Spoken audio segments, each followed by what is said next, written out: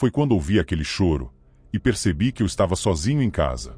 O som vinha do quarto que eu tinha jurado nunca mais abrir. O mesmo onde deixei o boneco da minha tia, um bebê reborn que ela tratava como filho até ser internada. Eu achava que era só um brinquedo, mas naquela noite, entendi que Mateus não era só um boneco. Ele era um vínculo, um vazio vivo. E agora, ele queria alguém novo, alguém como eu. Essa é a história real, ou pelo menos, foi contada como tal, de um homem que herdou um bebê reborn após a morte de sua tia. Mas o que parecia apenas uma lembrança perturbadora, logo se revelou um pesadelo vivo, feito de sussurros, presenças e acontecimentos que desafiam qualquer explicação racional. Prepare-se para mergulhar em uma narrativa sombria, emocional e com terror psicológico que pode atravessar a tela. Porque depois de ouvir esta história, você nunca mais vai se sentir realmente sozinho. Foi quando ouvi aquele choro e percebi que eu estava sozinho em casa. Era por volta das 2:30 da manhã. Eu estava sentado no sofá, com a TV ligada no volume quase mudo, só para quebrar o silêncio. Não conseguia dormir direito fazia semanas. Desde que a tia Magda, desde que tudo aconteceu com ela, meu sono ficou quebrado, leve, como se eu estivesse esperando alguma coisa acontecer. A casa estava escura. Só a luz azulada da tela piscando no meu rosto. Um restinho de café frio ao lado. Um ventilador antigo girava preguiçosamente no canto da sala, fazendo aquele barulhinho de plástico batendo contra a grade. E então, veio o som. Primeiro bem baixinho. Quase confundi com o som da TV. Mas ele continuou. Crescendo. Um choro. De bebê. Parou por alguns segundos. Voltou mais alto. Eu gelei na hora. Levantei devagar. O coração disparado no peito. Me aproximei da janela. Olhei para fora. Tudo deserto. Nenhum carro passando. Nenhum som nas ruas. Olhei para o celular. 2h37. A notificação dizia: nenhuma atividade recente. Mas o choro não vinha de fora. Eu sabia. Ele estava vindo de dentro da casa. E foi aí que caiu a ficha. Eu estava sozinho em casa. Sozinho. Fiquei parado ali, no meio da sala, tentando encontrar uma explicação lógica. Talvez fosse um som da TV, mas ela estava ligada em um programa de compras. Nada com crianças. Talvez fosse alguma gravação, algum vídeo automático no celular. Mas ele estava travado na tela de bloqueio. O som veio de novo. Mais claro. Mais próximo. E dessa vez, eu ouvi um leve som de madeira rangendo. Como se algo, ou alguém, tivesse se movido no quarto dos fundos. Aquele quarto. Aquele que eu jurei que ia manter fechado. O que eu nunca devia ter montado. O que agora abrigava aquele berço velho. E o boneco da tia Magda. Eu respirei fundo, tentando me convencer de que era tudo psicológico. Coisa da minha cabeça cansada. Mas ainda assim, peguei meu celular, liguei a lanterna e fui em direção ao corredor. A cada passo que eu dava, o choro parecia reagir. Ficava mais intenso, como se soubesse que eu estava chegando. O corredor estava gelado. Não frio comum. Gelado mesmo, como se tivesse deixado uma janela aberta em pleno inverno. Mas não havia janela ali. A maçaneta do quarto dos fundos estava virada para baixo. A porta estava entreaberta. Eu tinha certeza que havia trancado. Tinha colocado até um aviso para não entrar. Empurrei com o pé. Devagar. A luz da lanterna desenhou o contorno do berço. O berço que a tia Magda usava para aquele boneco. Um reborn. Realista demais. Mateus, ela o chamava. E lá estava ele. Sentado. Com a cabeça levemente caída para o lado. Os olhos bem abertos. O choro. Havia parado. Fiquei alguns segundos sem saber o que fazer. A sensação era de estar sendo observado, mesmo sabendo que era um boneco. Só um boneco. Dei 2 passos para dentro do quarto. O chão rangeu sob meus pés. Havia um cheiro estranho no ar. Algo entre madeira antiga e talco de bebê vencido. Meu estômago embrulhou. Foi nesse momento que a luz da lanterna piscou e apagou. A casa ficou completamente escura. Sem som. Sem movimento. Só meu coração batendo forte no ouvido. E então, o choro recomeçou. Só que agora, não vinha do boneco. Vinha de trás de mim. Parei de respirar. Me virei lentamente, ainda tentando enxergar alguma coisa naquela escuridão. Mas não havia nada ali. Nada visível. Só aquele choro. Baixo. abafado, e cada vez mais perto. Quando tia Magda morreu, não foi um velório normal. Não teve família. Não teve música. Só o boneco no colo dela, como se fosse o filho que ela nunca enterrou. Sabe aquela tia que todo mundo tem na família e ninguém sabe exatamente o que aconteceu com ela? Pois é, Magda era essa pessoa. Solteira, reclusa, morava em uma casa antiga nos fundos de um terreno mal cuidado. As janelas viviam fechadas, as luzes sempre acesas mesmo de dia. Depois que o filho dela morreu no parto, ela simplesmente parou. Parou de receber visitas, parou de trabalhar, parou de conversar. Mas depois de alguns anos, ela apareceu com aquele boneco. Um bebê reborn. Eu era adolescente na época, e lembro da primeira vez que vi ele nos braços dela. Eu achei que fosse real. A pele parecia quente. As veias azuladas, os cílios. Ela o embalava como se fosse vivo. Cantava. Dava mamadeira. Dizia que o nome dele era Mateus. E ninguém teve coragem de contrariar. Com o tempo, a família se afastou ainda mais. Chamavam ela de louca, doente, obcecada. Mas para mim, ela era só alguém tentando tapar um buraco que nunca cicatrizou. Nos últimos anos, ela praticamente desapareceu. Eu era o único que ainda mantinha algum contato, mesmo que distante. Ligava às vezes, mandava uma cesta no fim do ano. Foi por isso que me chamaram quando ela morreu. A assistente social do hospital disse que só havia uma indicação de parente próximo, meu nome. Fui lá assinar os papéis. Não vi o corpo, mas me deram uma caixa com os pertences dela. E um aviso desconfortável. Ela estava com o boneco, no colo, até o último segundo. O boneco? Perguntei. Sim. Ela dizia que era o filho. A gente tentou tirar, mas ela gritava. Dizia que ele ficava bravo. Eu devia ter deixado tudo lá. Quando cheguei em casa com a caixa de papelão e o berço desmontado, tudo parecia sujo. As roupas tinham cheiro de mofo misturado com lavanda. Papéis amarelados. Fotografias antigas. Cartas escritas com a caligrafia trêmula de alguém que já não se lembrava mais como se vivia. E no fundo da caixa, estava ele, Mateus, enrolado num cobertor azul com ursinhos bordados. O mesmo que ela usava anos atrás. Tinha uma etiqueta no peito. Se for me deixar sozinho, por favor, me avise antes. Na hora, eu ri. Nervoso. Achei que fosse alguma piada mórbida da minha tia. Mas a costura era antiga. Gasta. Como se o aviso já tivesse sido lido muitas vezes. Decidi montar o berço no quarto de hóspedes. Não por apego, mas por falta de coragem de jogar aquilo fora. Eu me dizia que era por respeito. Mas, no fundo, algo em mim hesitava. Era como se aquele boneco me encarasse. Na primeira noite, deixei a porta do quarto fechada. Disse para mim mesmo que estava tudo bem, que não passava de um boneco. Mas ainda lembro do som que ouvi ao deitar. Um clique, como de uma porta se abrindo sozinha. Na manhã seguinte, encontrei a porta entreaberta. O berço, um pouco afastado da parede. E o boneco, de frente para a porta. Eu não deixei ele virado assim. Tenho certeza. Desde aquele dia, comecei a ter sonhos estranhos. Com vozes infantis. Com mãos pequenas tentando me alcançar. E sempre o mesmo sussurro antes de acordar. Eu sou real. E você sabe. Eu comecei a fechar a porta por instinto. E a acordar com ela aberta por terror. Depois da primeira noite, tentei fingir que nada tinha acontecido. Tranquei o quarto. Coloquei uma fita adesiva na fechadura para ter certeza de que não estava abrindo sozinha. Até pendurei um sininho velho, daqueles de loja esotérica, só para ouvir se alguém entrasse. Mas não adiantou. Na terceira madrugada seguida, acordei com a sensação estranha de que algo estava me olhando. Eu sei. Parece coisa de filme ruim. Mas era real. Abri os olhos e olhei pro teto, tentando entender o que tinha me despertado. O silêncio era absoluto. Mas o sininho tinha se soltado. Estava no chão do corredor. E a porta do quarto estava aberta de novo.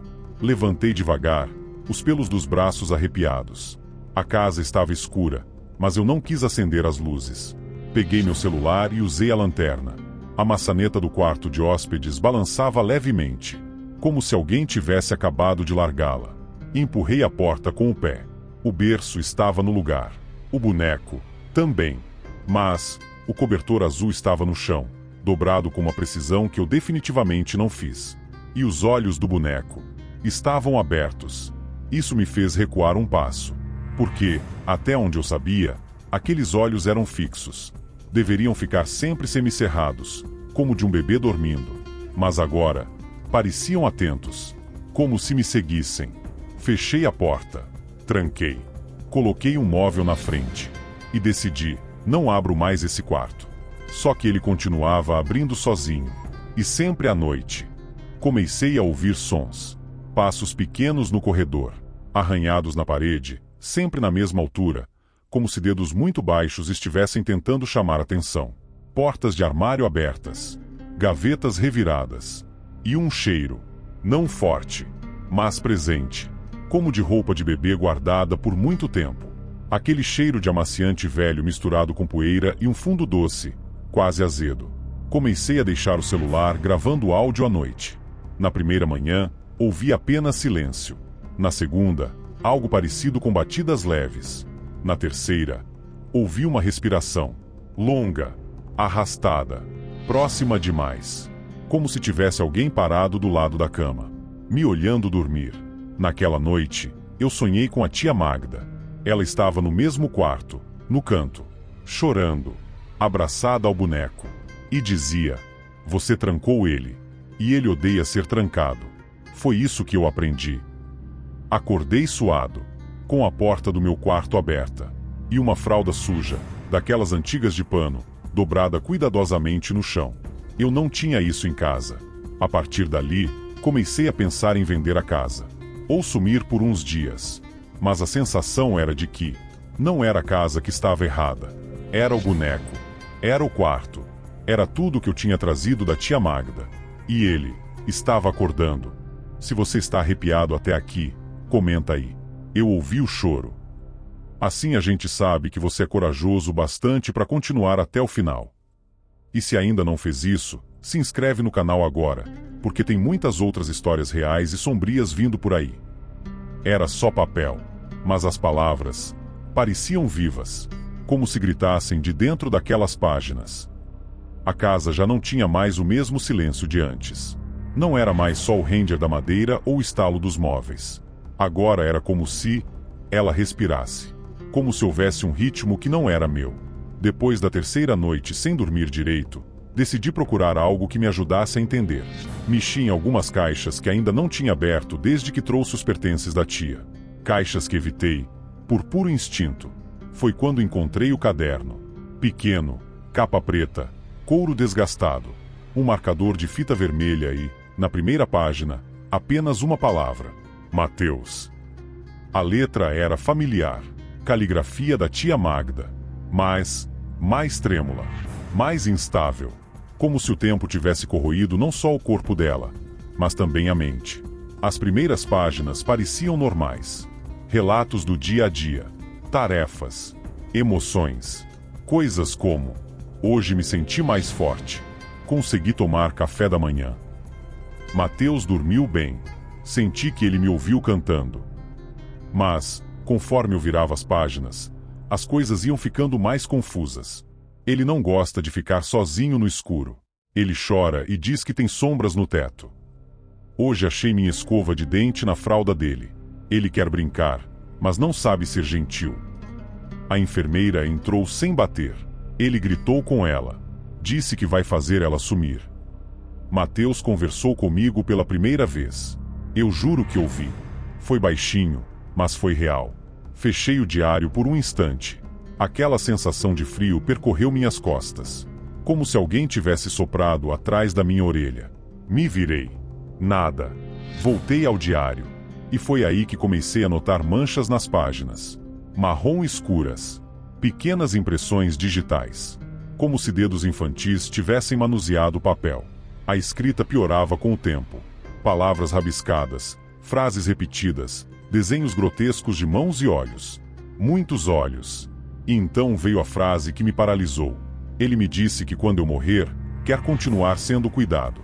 Que precisa de alguém. Que já escolheu quem vai ser. Ele me disse o nome dele, o nome verdadeiro. E eu anotei. mas não posso repetir. A próxima página estava completamente riscada. Tinta preta por cima de algo que estava escrito por baixo, como se ela quisesse esconder o que tinha revelado.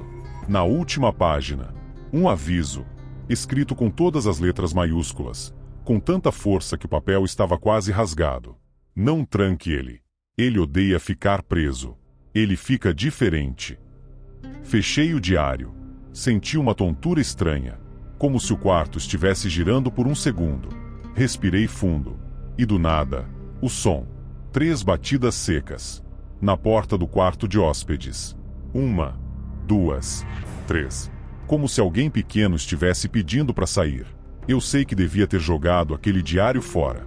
Devia ter pegado tudo, o berço, o boneco, a caixa, e queimado. Mas alguma coisa em mim não deixava. Porque parte de mim queria acreditar que aquilo tudo era só tristeza, só dor, só uma mulher solitária tentando se curar da pior perda que alguém pode sentir. Mas outra parte começava a acreditar que a tia Magda não estava sozinha naquela casa. E que talvez eu também não estivesse mais sozinho na minha. A pior parte não foi ouvir a voz. Foi sentir os dedos pequenos, tocando meu rosto no escuro. Já era tarde, talvez umas 3 da manhã. Eu não dormia mais direito. Passei a dormir com a luz acesa, com o crucifixo no criado mudo, mesmo sem ser religioso. Qualquer coisa que me fizesse sentir protegido, ou menos exposto. Mas naquela noite, a luz piscou e se apagou. O ventilador parou de girar. O celular travou. E tudo ficou completamente em silêncio. Não aquele silêncio normal da madrugada, mas um silêncio pesado, denso, como se o ar tivesse parado de circular. Fechei os olhos tentando forçar o sono, mas foi aí que ouvi a respiração, baixa, irregular, perto, muito perto. Abri os olhos de novo. A luz da rua atravessava as frestas da persiana e desenhava sombras no teto. Nada demais. Mas tinha alguém parado ao lado da cama. Pensei que fosse alucinação, mas quando me virei de lado, senti uma mão pequena, fria, apertando meu pulso. Gritei. Pulei da cama. Acendi a luz. Nada. O quarto vazio. Mas havia algo novo no travesseiro. Uma fraldinha. Dobrada. Molhada. Com cheiro azedo e doce que eu já conhecia bem. Depois disso, as coisas pioraram rápido. Objetos começavam a mudar de lugar. As roupas que eu dobrava estavam desdobradas pela manhã. A água da torneira do banheiro escorria sozinha. Comecei a colocar sal grosso nos cantos da casa. Velas brancas. Procurei na internet orações, simpatias, qualquer coisa. Mas não adiantava. Porque agora, eu sentia a presença dele. Eu podia estar lavando a louça e sentir aquele arrepio descendo pela nuca. Aquela certeza incômoda de que tinha alguém me observando atrás da porta. Podia estar tomando banho e ver pegadas pequenas de pés molhados no tapete do corredor. Podia estar com fones de ouvido e ainda assim ouvir o choro dele.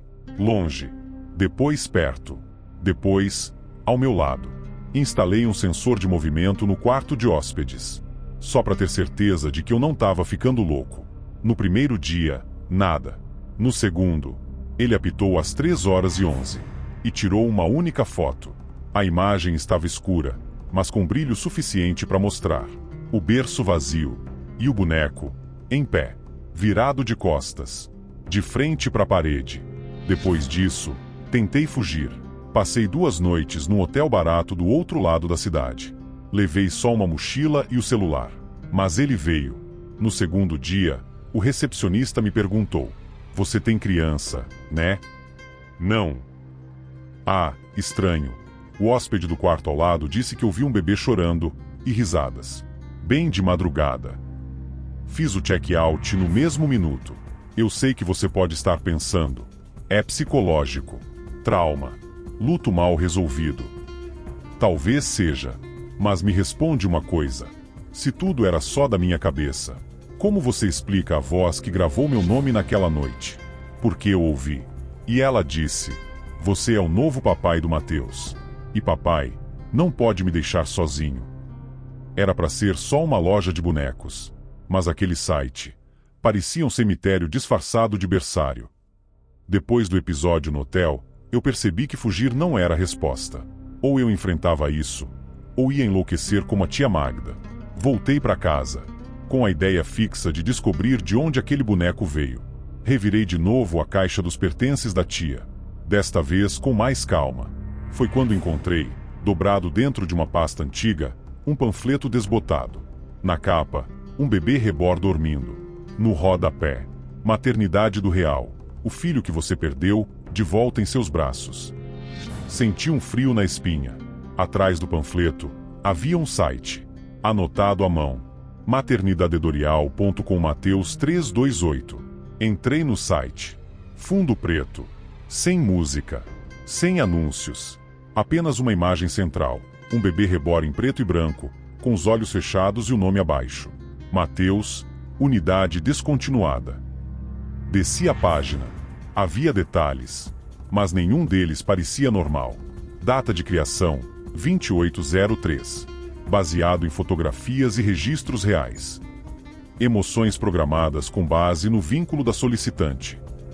Comportamentos, reatividade à ausência, apego emocional, busca por presença constante. E no fim, modelo Mateus atualmente sem vínculo, disponível para reintegração espontânea. Cliquei no botão de contato. Uma janela se abriu. Você já foi escolhido. A reintegração está em curso. Não há como cancelar. Tentei acessar outras partes do site. Havia uma aba chamada Catálogo de Reencarnes. Entrei. A tela exibiu uma lista assustadora. Nomes, idades, causa da morte, último vínculo. Como se fossem arquivos de crianças reais, transformadas em bonecos. Exemplos. Laura, 2 anos, parada respiratória. Davi, 1 mês, morte súbita. Yasmin, 5 dias, falência múltipla. Em cada perfil, uma descrição do tipo de apego que o boneco desenvolvia. Laura, comportamentos protetivos. Davi, medo de rejeição. Yasmin, necessidade de toque contínuo. E o mais perturbador, todos tinham uma observação no fim da página. Após a adoção, não nos responsabilizamos por manifestações espirituais, perceptivas ou sensoriais relacionadas ao vínculo emocional. Voltei à página de Mateus e vi que uma atualização havia sido feita. Lá estava escrito: último vínculo confirmado, Magda Oliveira. Novo vínculo, usuário ativo. Localização, sincronizada. Sincronizada. Como se ele soubesse onde eu estava. Saí do site. Desliguei o computador. Mas já era tarde. Porque naquele momento, a campainha tocou. Fui até a porta. Não havia ninguém no corredor. Só um objeto no chão. Uma mamadeira. Com líquido branco dentro. E um bilhete amarrado com fita azul. Ele sente sua falta quando você não conversa com ele. Hoje é dia de carinho. Assinado, a maternidade do real. Ali, eu entendi. Aquele boneco não foi só um delírio da minha tia. Não foi só uma fuga da dor. Foi entregue. Foi programado. E agora, estava comigo.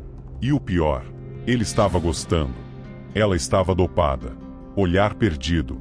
Mas quando ouviu o nome dele, os olhos dela brilharam. Como se Mateus estivesse bem ali, no quarto com a gente. Foi difícil conseguir autorização. O hospital psiquiátrico ficava fora da cidade, numa área cercada por árvores altas e um muro grosso, de concreto cinza. A assistente social me levou até uma sala branca demais, fria demais, com cheiro de desinfetante e tristeza. Magda estava sentada em uma cadeira de rodas, envolta em um cobertor fino, cabeça baixa, mãos nos joelhos. Parecia uma boneca quebrada. Ela tem dias melhores, disse a enfermeira. Hoje é um dia calmo. Sentei à frente dela. Demorei alguns segundos para dizer qualquer coisa. Oi, tia. Sou eu, o Léo. Nenhuma reação. Puxei assunto. Falei da casa, das coisas que ela deixou, das plantas que morreram. Nada. Até que, sem pensar, soltei. O Mateus está comigo agora. Ela ergueu os olhos. Foi a primeira vez que me encarou. Ele tá bem? Ela perguntou, com a voz rouca. Não sei, tia. Ele tem feito umas coisas. Coisas estranhas. Ele tá com raiva de você? Essa pergunta me pegou em cheio. Engasguei. Por que ele teria raiva de mim? Ela baixou os olhos. A voz ficou mais baixa. Você trancou ele, né? Como assim? Ele odeia ficar sozinho. Eu aprendi, do pior jeito. A enfermeira deu um passo à frente, tentando encerrar a visita. Mas Magda segurou meu braço com uma força que eu não esperava de alguém tão debilitada. Ele não é só um boneco. O que ele é, então? Ela olhou pro teto, os olhos marejando. Um espaço vazio, que se preenche com o que a gente sente. Se a gente sente amor, ele devolve. Se sente medo, ele guarda. Guarda o quê? Tudo. A perda, o abandono, a dor. Ele guarda tudo. E depois, ele age. A enfermeira tentou soltar a mão dela da minha, mas ela não deixava. Ele me escolheu porque eu tinha um buraco aqui, apontou para o peito. E ele se encaixou. Mas depois, eu virei só mais uma. Mais uma o quê, tia? Ela riu. Um riso fraco, vazio, quase infantil.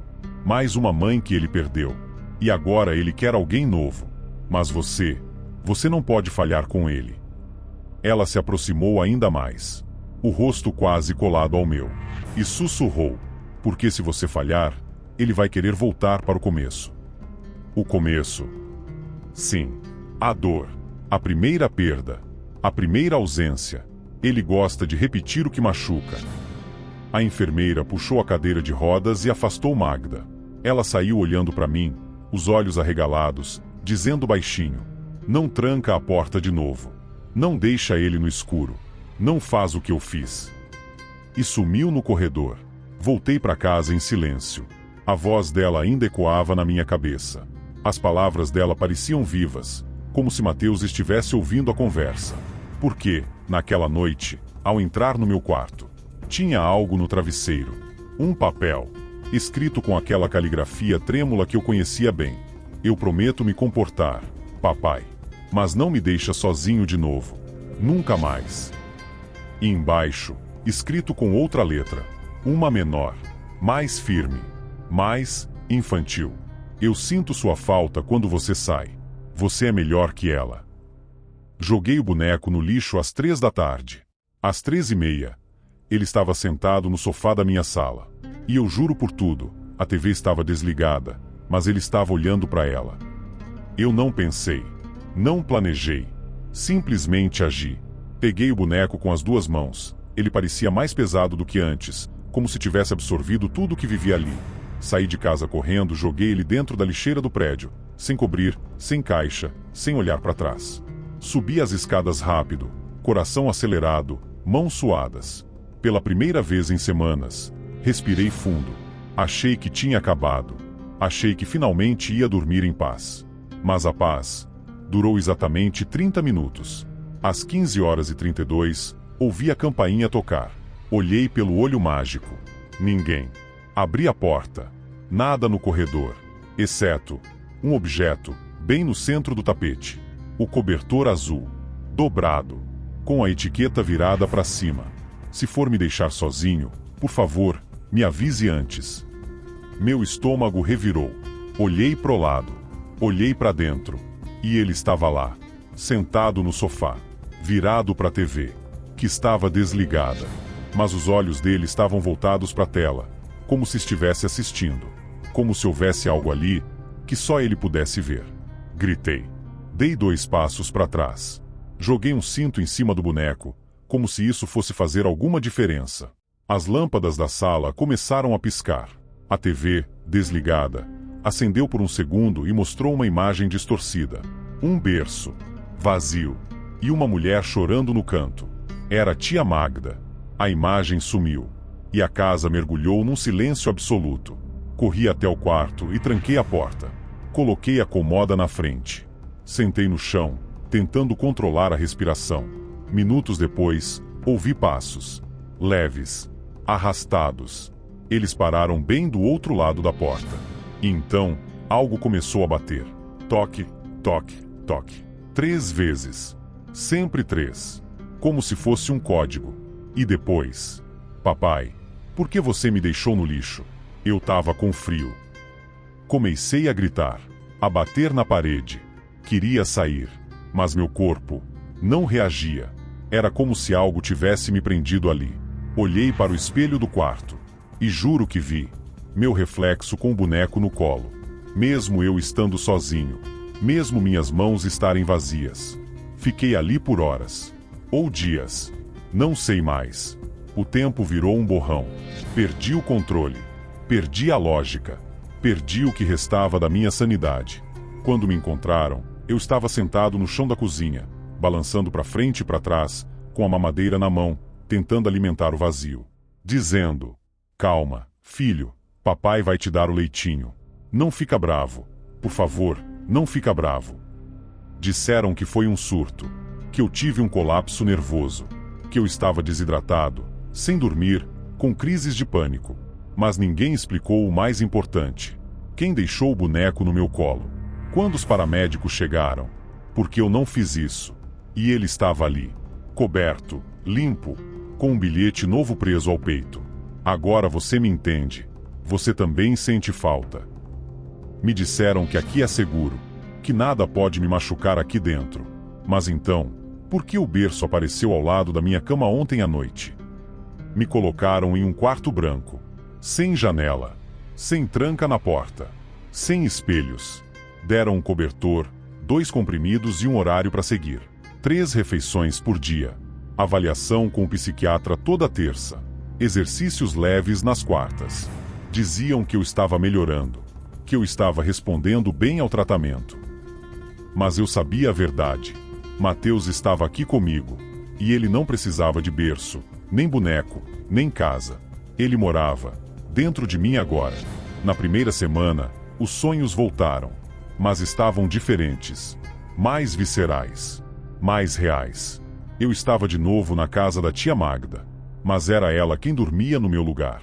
E eu era o boneco, deitado, ouvindo tudo, sentindo tudo, sem poder reagir, mas registrando, armazenando.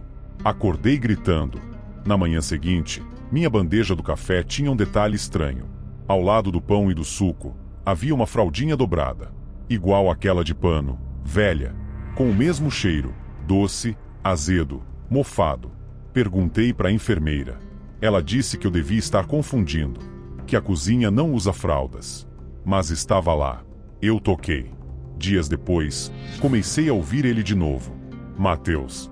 A voz vinha de dentro da parede, ou talvez da minha cabeça. Baixinha, sussurrada, quase carinhosa. Você sente minha falta, papai? Eu tô aqui. Você me sente também, né?